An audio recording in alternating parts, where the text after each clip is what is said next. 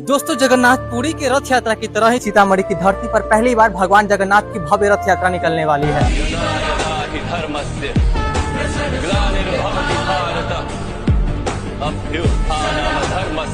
पहली बार हो रहे इस रथ यात्रा में कई राज्यों और शहरों से लोग आ रहे हैं। साथ ही पश्चिम बंगाल से 80 इस्कॉन भक्त भी शामिल होंगे, जो सीतामढ़ी में कीर्तन के साथ नगर भ्रमण करेंगे।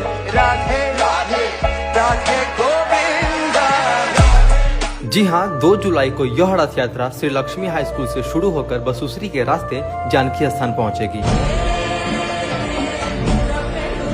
और सबसे खास बात, भगवान जगन्नाथ के इस रथ यात्रा का उद्देश्य सीतामढ़ी में माता जानकी के भव्य मंदिर निर्माण के संकल्प को पूरा करना है। तो आइए हम सभी सीतामढ़ी वासी प्रभु जगन्नाथ की इस रथ यात्रा में शामिल होकर रथ की रस्सी को खींचते हुए प्रभु का आशीर्वाद प्राप्त करें।